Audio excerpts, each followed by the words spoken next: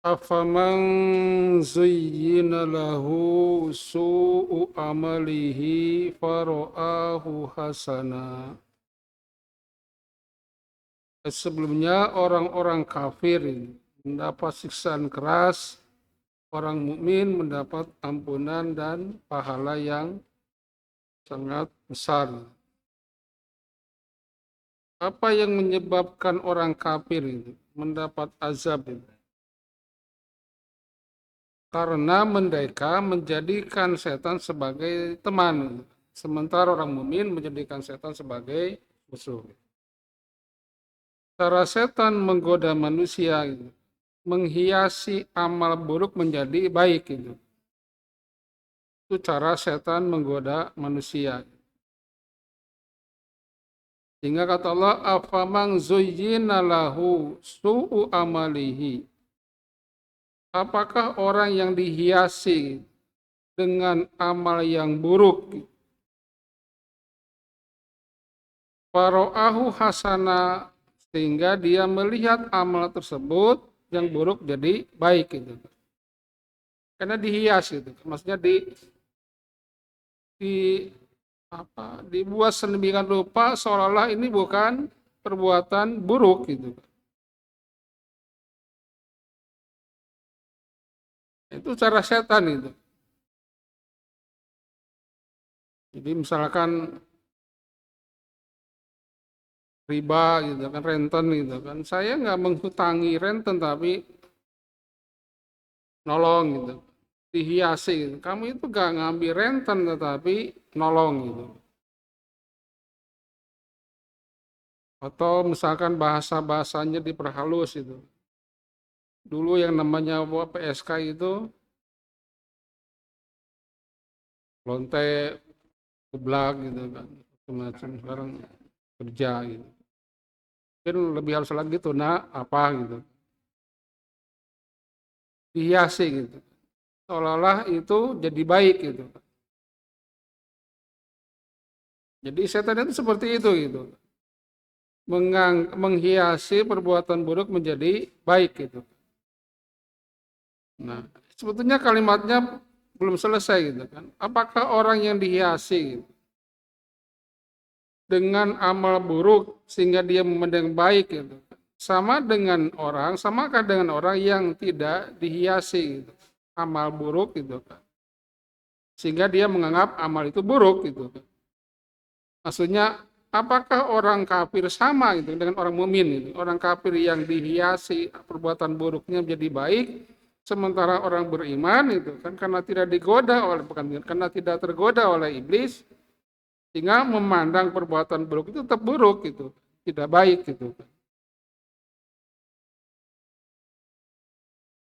Ya, biasanya gitu kan, biasanya su amali itu lebih banyak kepada hal-hal yang berbau ibadah gitu. Biasanya gitu, kebanyakan itu kan. Jadi orang nganggap ini kan bagus gitu kan. Ada doanya, ada apanya gitu. Itu seperti itu gitu kan, menganggap ini baik gitu kan. Kalau sekali lagi urusan ibadah itu bukan urusan baik dan tidak baiknya, tetapi ada contoh dan tidak ada contoh gitu. Itu ibadah gitu kan, kembali kepada apa yang dicontohkan oleh Nabi gitu kan. Kalau dicontohkan ya kita ikuti, kalau tidak diikuti. Bukan perkara ini baik atau tidak baik gitu kan. Jadi ibadah itu seperti itu ukurannya gitu. Maka setan itu menggoda gitu. Ini baik gitu. Anda baca Quran, ada doa, ada apa gitu. Sehingga orang menganggap, oh ini hasanah, hasan gitu kan. Maka fa innallaha yudhillu may yasha'u wa yahdi may yasha'. Maka kalau sudah seperti itu gitu kan, orang dihiasi oleh amal buruk menjadi baik gitu kan, maka di saat itu sungguhnya Allah yudhillu may yasha', membiarkan sesat orang yang dikehendakinya gitu. Jadi bukan menyesatkan, membiarkan sesat itu. Sesuai dengan potensinya gitu. Maksudnya orang ini gitu kan, karena dinasehatin tuh susah gitu kan untuk baik gitu kan. Nah, itu maksudnya yudhillu may yasha gitu. Padahal bukti-bukti yang nyata sudah ditampakkan kepada dia gitu. Seperti orang-orang musyrik Mekah gitu kan. Kebenaran itu nampak di depan mata gitu kan. Tapi karena egonya yang membuat dia tidak mau menerima kebenaran, itu disebut yudillu may yasha. Wa yahdi may yasha, dan Allah pun memberikan hidayah kepada siapa yang dikehendakinya gitu. Artinya ada keinginan kuat gitu kan dalam dirinya untuk berubah gitu. Jadi seperti Umar gitu kan. Karena dalam dirinya ada keinginan untuk mengetahui lebih benar gitu, tentang kebenaran, maka disitulah Allah berikan hidayah sehingga dia mudah menerima kebenaran gitu. Fala tadhhab nafsuka alaihim hasarat. Maka karena urusan hidayah itu urusan Allah gitu, sehingga orang kadang-kadang sulit untuk menerima kebenaran yang padahal sudah nampak di depan mata gitu kan. Sebagaimana Nabi menjelaskan seterang-terangnya gitu kan. Tapi orang-orang Mekah tidak mau menerimanya, maka kata Allah, fala tadhhab nafsuka alaihim hasarat. Maka janganlah dirimu ya Muhammad binasa alaihim hasarat, karena penyesalan terhadap mereka gitu. Maksudnya nyesal gitu kan, mereka tidak beriman membuat diri Nabi Muhammad menjadi binasa, sedih gitu. Jadi kalau Nabi Muhammad saking kepinginnya orang masuk Islam itu, sehingga dirinya itu, jiwanya itu kadang-kadang merasa orang berat itu kan.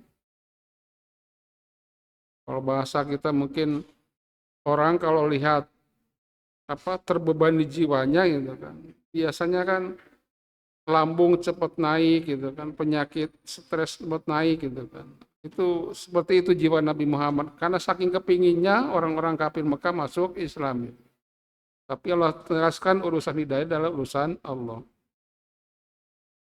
Innallaha alimum bima yasnaun gitu. Tapi meskipun mereka kafir gitu kan, menolak ajaran kamu gitu kan, kamu gak usah takut menyampaikan dakwah kepada mereka. Sesungguhnya Allah Maha mengetahui apa yang mereka perbuat gitu. Sehingga kalau mereka hendak mencelakakan kamu, Allah yang akan melindungi kamu, Allah yang akan menyelamatkan kamu. Wallahu alladzi arsala riyaha. Kemudian ayat ini Allah menunjukkan kuasanya gitu. Supaya orang musyrik Mekah tahu gitu bahwa ketika Allah menerangkan tentang hari dibangkitkan gitu, maka Allah tunjukkan kuasanya di dunia gitu. Dengan cara apa? Allah wallahu alladzi arsala riyah. Allah yang mengirimkan angin. Fatusiru sahabang fasuknahu ila baladin mayyit. Kemudian awan angin tersebut membawa awan gitu. Fasuknahu, kemudian kami giringkan awan tersebut ila baladin mayyitin, ke negeri yang gersang. Lihat itu kan cara Allah menurunkan hujan itu gitu kan. Maksudnya kan matahari nyedot air, kemudian mengembun sehingga menguap di awan itu. Awan oleh Allah ditumpuk satu dengan yang lainnya gitu kan, kemudian digiring oleh angin gitu. Ketika angin membawa awan, nanti oleh Allah diberhentikan di daerah yang Allah tentukan di mana hujan akan turun gitu. Bahkan di daerah gersang gitu. Maka lihat apa yang terjadi ketika tanah gersang diturunin hujan. Fa ahyayna bihil ardo ba'da mautiha. Kami hidupkan dengan air tersebut bumi sesudah bumi tersebut tandus gersang. Bisa lewat namanya Pak Ahyaina, menunjukkan bahwa ada keterlibatan manusia di dalamnya, misalkan ditanamin jadi subur, makmur gitu kan, berkat hujan yang turun. Maka kadzalika nusur, demikian pun hari dibangkitkan gitu. Ketika manusia sudah mati bertulang-belulang menjadi tanah, bagi Allah sangat mudah untuk membangkitkan, menghidupkan lagi manusia. Sebagaimana tanah gersang mati, dihidupkan lagi oleh Allah dengan air hujan. Mangkana yuridul izzata falillahil izzatu jami'ah. Tapi bagi orang-orang kafir itu, kemuliaan yang mereka inginkan itu bukan beriman kepada Nabi Muhammad gitu. Karena pikiran mereka beriman kepada Nabi Muhammad bisa jadi meluluhkan kemuliaan mereka di dunia gitu. Karena mereka berbaur dengan orang-orang miskin, berbaur dengan orang-orang yang lemah gitu. Karena menganggap mereka hidup sudah mulia, sudah mapan gitu. Maka kata Allah, man kana yuridul izzata, siapa yang menghendaki kemuliaan, walillahil izzatu jami'an, maka bagi milik Allah kemuliaan seluruhnya. Jadi barang siapa yang menghendaki kemuliaan, orang mulia di dunia ini, maka gak usah kalian mengejar dunia kasarannya mengejar dunia melupakan akhirat ibadah memang kan orang kaya, orang pejabat meskipun ke ibadah dia dihormati tapi di sisi Allah itu bukan kemuliaan bagi kita kan kemuliaan yang kita inginkan adalah sesuai dengan yang dihadapkan oleh Allah kan. Maka ketika hidup kita kepingin mulia, mintalah kepada Allah karena kemuliaan milik Allah Bagaimana cara Allah memuliakan? Itu terserah Allah Bisa dengan ilmunya, bisa dengan hartanya, bisa dengan apa saja Selama orang itu mendekatkan diri kepada Allah, pasti dia akan mendapatkan kemuliaan di sisi Allah Inda akramakum indallahi atqakum kan. Orang yang paling mulia di sisi Allah adalah orang yang paling takwa kan Jadi raih itu saja Jadi jangan kita merasa hidup saya kok sengsara belangsa kan. Gimana saya mau dihormati oleh orang lain kan. Jangan salah kan. Kemuliaan itu milik Allah Coba kita mendekatkan diri kepada Allah. Bagaimana Bilal kan, seorang budak hitam legam yang mungkin dipandang sebelah mata Tapi ketika dia bertakwa kepada Allah, justru dia menjadi orang yang mulia Bahkan Rasulullah saja sudah memprediksi terompahnya saja sudah di surga Suaranya terompahnya Kisah Julaibib itu yang nikah dengan orang kaya hitam kemudian dia jihad mati Kata Rasulullah, bidadarinya berebutan untuk memilikinya, mendapatkannya Nah, itu izzah kemuliaan. Bagaimana cara meraih kemuliaan? Tentu kita berbanyak mengucapkan kalimat-kalimat thayyibah, beramal soleh, karena kata Allah, ilahi yas'adul kalimut thayyibu wal amalu sholihu yarfa'u. Kepada Allah naik kalimat-kalimat yang baik dan amal soleh pun diangkat oleh Allah. Artinya pahalanya nyampe kepada Allah Orang yang sering mengucapkan kalimat-kalimat thayyib zikir kepada Allah, subhanallah walhamdulillah Kemudian dibarengi dengan amal soleh beribadah kepada Allah, maka pahalanya naik kepada Allah Itu salah satu contoh kemuliaan yang kita raih di sisi Allah dengan cara mengucapkan kalimat-kalimat thayyib zikir di waktu pagi, sore, siang dan beramal soleh.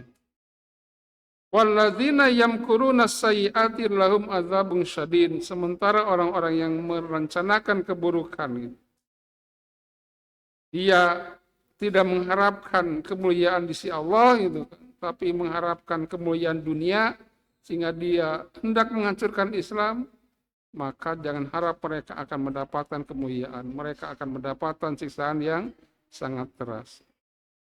Wa makru ulaika huwa yabur, tipu daya mereka pasti akan binasa Jadi bagaimanapun Fir'aun dengan kekuasaannya yang luar biasa karena dia makrus sayyiat kan, merencanakan keburukan terhadap Musa kan. Maka huwa yabur, dia binasa Kemal Ataturk kan, yang telah menghancurkan khilafah Turki Utsmani gitu. Kemudian mengganti dengan ajaran sekulernya gitu.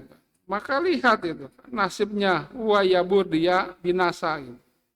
Ketika mau dikebumikan, tanah tidak menerima dia gitu. Jadi ketika dimasukkan ke lubang kubur naik lagi, ketika dimasukkan kubur naik lagi gitu.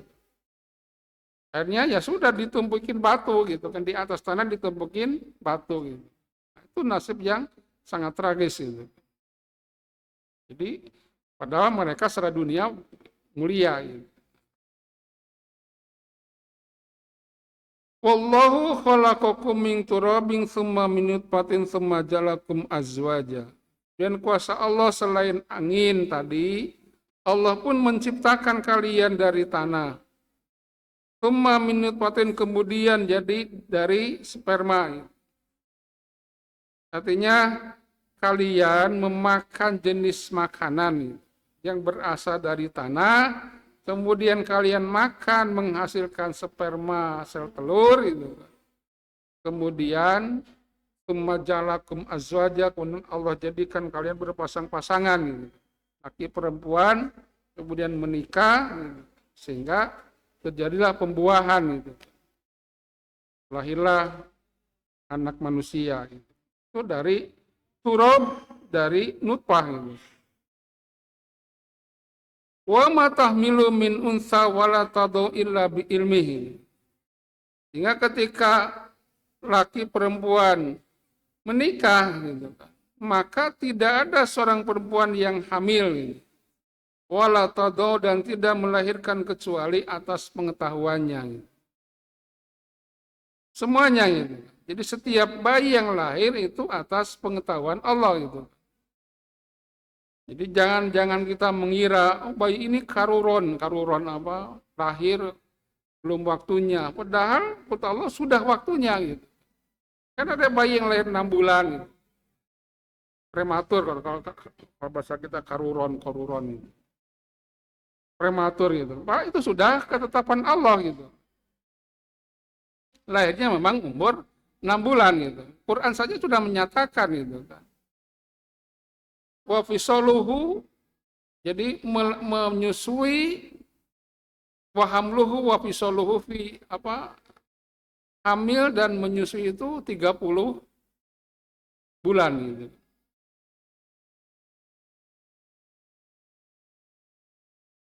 Salah sunnah syahron 30 bulan gitu.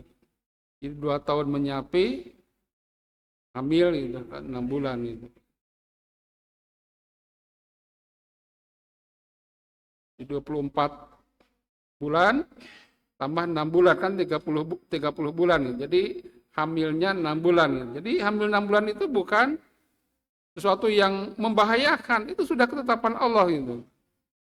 Sudah lahir seperti itu gitu. Dan jangan dibilang anak cacat itu tidak sempurna. Di hadapan Allah itu semua sempurna gitu. Yang cacat itu pun di hadapan Allah sudah laqad khalaqnal insana fi ahsani taqwim. Semua sempurna di hadapan Allah gitu. Hanya kita yang memandangnya seperti tidak sempurna gitu. Karena kita tidak mengambil hikmah di balik itu gitu. Kenapa? Kalau orang betul-betul mengambil hikmah gitu, justru Allah bisa jadi memberikan kelebihan kepada bayi yang mungkin dianggap kurang sempurna gitu. Kan dilihat di TV gitu kan. Orang yang mungkin secara fisik kurang sempurna tapi daya ingatnya, daya hafalnya terhadap Al-Qur'an luar biasa. Nah, itu salah satu kelebihan yang Allah berikan gitu.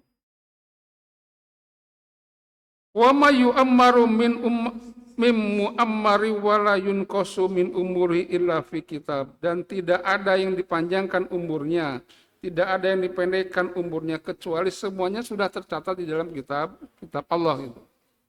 Al-Mahfuz.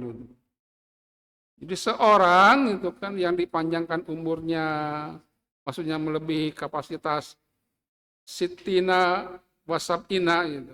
60 70 gitu. Umatku itu kan 60 70, ada yang dilebihkan di atas 70 gitu kan. Ada yang dikurangi lebih dari 60 gitu. Nah, itu semua sudah tercatat di dalam kitab Allah gitu. Jadi ketika kita mengucapkan, ya Allah coba kalau anak ini gak makan ini mungkin gak mati gitu kan. Nah, itu tidak bisa kita mengucapkan seperti itu gitu. Coba anak ini misalkan gak tertabrak. Nah, gitu kan. Orang kan sering mengucapkan gitu kan. Ada kata Allah tidak ada yang dipanjangkan umurnya, tidak dipendekkan, semuanya sudah tercatat supaya kita menyadari bahwa ajal itu adalah ketetapan Allah. Inna dzalika 'alallahi yasir, karena hal tersebut bagi Allah sangat mudah gitu. Tidak ada yang sulit. Demikian, wassalamualaikum warahmatullahi wabarakatuh.